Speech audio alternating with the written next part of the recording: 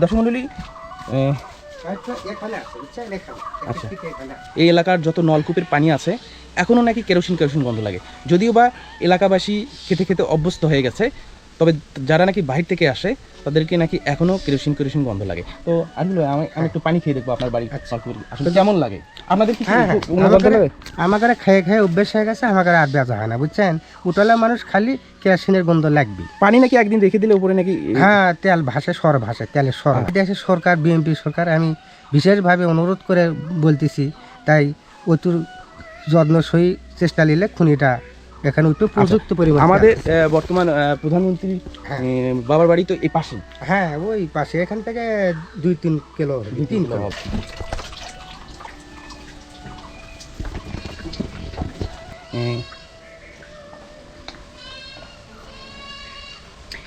একটু একটু মানে কেরোসিন ভাবলাম। সুপ্রিয় দর্শক মণ্ডলী, আমি এখন দাঁড়িয়ে আছি বগুড়া জেলার গাবতলী উপজেলার তলাতলা গ্রামের সেই আলোচিত তেলের খনিতে। এখানে তেলের কূপ নাকি খনন করা হয়েছিল। এলাকাবাসী বলেন কোনো এক কারণে নাকি এই তেলের খনি বন্ধ করা হয়। আপনারা দেখতে পাচ্ছেন ঠিক আমার সামনে এই যে হচ্ছে এই প্রাচীর বেষ্টিত, ঠিক তার মাঝখানে এই কূপ, এখন সেটি পরিত্যক্ত অবস্থায় আছে। আর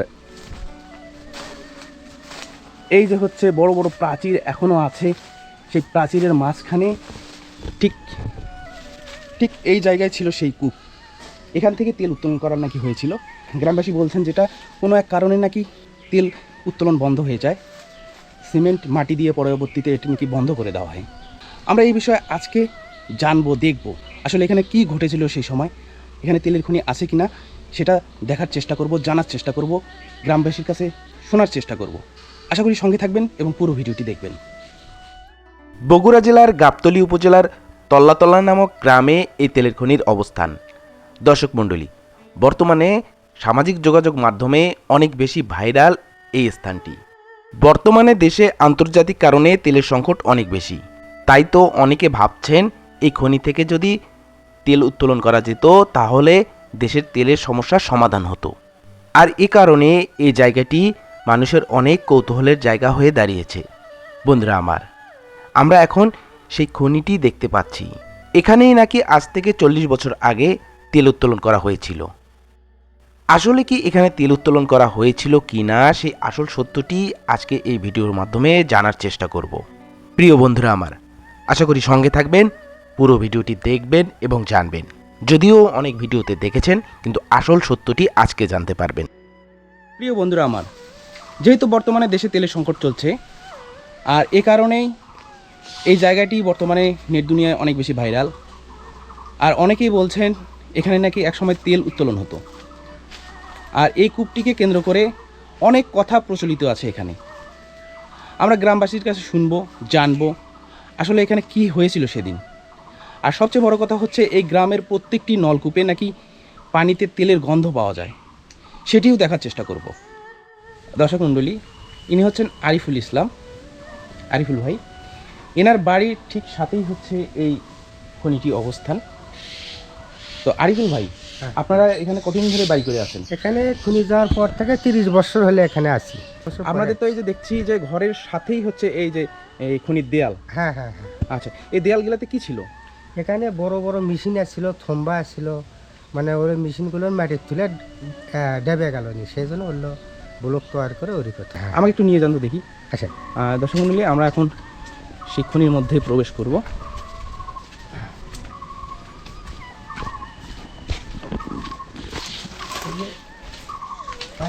আছে এই মাঝখানে ভেতরে। কোথায়? আজ এখানে আপনি নামেন তো দেখি একটু। দর্শক মণ্ডলী, এখানে আছে, বুঝছেন, এখানে। আচ্ছা এখানে আছে, আচ্ছা এখানে আছে। আচ্ছা, ওখানে পাইপটা করছিল। আর এই যে চারপাশে দেয়ালগুলোর উপরে ক্রেন বসা ছিল না? হ্যাঁ, এখানে এর উপরে মেশিন কল করার থম্বা ছিল, বড় থম্বা। আচ্ছা, দর্শক মণ্ডলী, এই যে ঠিক যেখানে আমি দাঁড়িয়ে আছি ঠিক এই জায়গায় সেই কূপ খনন করা হয়েছিল। আর এই কূপের চারপাশে যে দেওয়ালগুলো দেখতে পাচ্ছেন, এই দেওয়ালগুলোর উপরে বড় বড় ক্রেন বসা ছিল, যেন এই ঠিক তার মাঝখানে যেন কূপ খনন করা যায়, এই কারণেই। তো যাই হোক, একটা দিন নাকি তেল তোলার সুযোগ পেয়েছিল, হ্যাঁ, এমনটাই জানতে পারলাম। একটা দিন মনে করেন এই খরা শেষ বুঝছেন, এই প্রায় 2200 মিটার নিচে আছে তেল, তো খোরা টোরা শেষ একাতে একদিনে মনে করেন 25-30টা ড্রাম জাত করে নিল। জাত করে নেওয়ার পর থেকে ওই কী যে হলো বমবিন করার কথা হলে পাইপের ভেতর, সেই বমবিন করলো পাইপের ভেতর আর করলো না, পুকুরের মধ্যে করলো, হালকাটা করলো, মানে শক্তিশালীটা আর করলো না। এটা পুকুরের মতো করে করে আনতে কী হলো বলে এখানে যে তেল আছে পোষাবি না, হ্যাঁ সে অবস্থা এই উঠে চলে গেল। বন্ধ করলো কি দিয়ে? বন্ধ করতে মনে করেন বিদেশি কেমিক্যাল সিমেন্ট এলে একবারে নিচে জাম করে ফেলে। ঠিক এই জায়গায় আপনার মাটি পায় নিচে এই জায়গায় বন্ধ করে ফেলছে।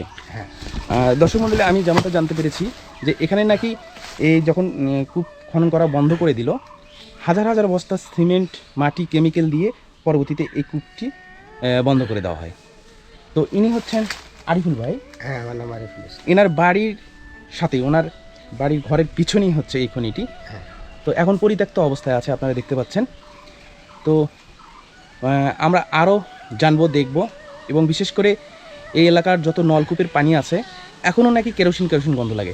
যদিও বা এলাকাবাসী খেতে খেতে অভ্যস্ত হয়ে গেছে, তবে যারা নাকি বাহির থেকে আসে তাদেরকে নাকি এখনও কেরোসিন গন্ধ লাগে। তো আরিফুল ভাই, আমি একটু পানি খেয়ে দেখবো আপনার বাড়ির নলকূপের, আসলে কেমন লাগে আপনাদের? কি আমাকে খেয়ে খেয়ে অভ্যেস হয়ে গেছে, আমাকে আর বেচা হয় না বুঝছেন। উঠলে মানুষ খালি কেরোসিনের গন্ধ লাগবে। পানি নাকি একদিন রেখে দিলে উপরে নাকি হ্যাঁ তেল ভাসে, সর ভাসে, তেলের সর ভাসে। আচ্ছা চলেন তো দেখি আপনার বাড়ির নলকূপের পানি খেয়ে দেখুন। কিন্তু আমি বলতে চাচ্ছি কি, এই দেশের সরকার বিএনপি সরকার, আমি বিশেষভাবে অনুরোধ করে বলতেছি, তাই অতুর যত্ন সই চেষ্টা নিলে খুনিটা এখানে একটু প্রযুক্ত পরিমাণ। আমাদের বর্তমান প্রধানমন্ত্রী বাবার বাড়ি তো এই পাশে। হ্যাঁ ওই পাশে, এখান থেকে 2-3 কিলো হবে। তো গ্রামবাসীর আশা, গ্রামবাসীর মতো আরিফুল ভাইয়েরও আশা যেন এই কূপটি খনন করা হয়, দেখা হয় যে আসলে এখানে তেল আছে কি না। এটি হচ্ছে আরিফুল ভাইয়ের পক্ষ থেকে গ্রামবাসীর একটি আশা, একটি চাওয়া, একটি তেল আছে, প্রচুর তেল আছে। আচ্ছা আচ্ছা চলেন আমরা একটু দেখি, পানি খেয়ে দেখি, আমরা খাবো এবং দর্শকদেরকেও দেখাবো। 10 মিনিট চলেন, আমরা এখন খনি থেকে বের হয়ে আরিফুল ভাইয়ের বাসায় যে নলকূপটি আছে সেই নলকূপের পানি খেয়ে দেখব যে আসলে কেমন লাগে। এটা হচ্ছে নলকূপ না? এর ঠিক পাশেই, একেবারে সাথেই।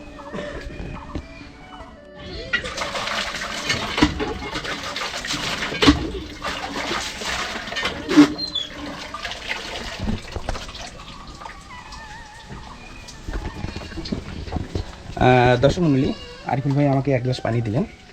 তো আপনাদেরকে এই পানিটা কোনো এখন মনে হয় না কিছু? না, আমাকে খেয়ে খেয়ে অভ্যেস হয়ে গেছে।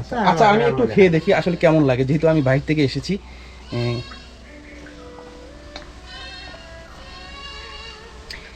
একটু একটু মানে কেরোসিন ভাব লাগছে, যেহেতু আমি হঠাৎ করে খাচ্ছি তো এই জন্য আমার কাছে একটু মনে হচ্ছে।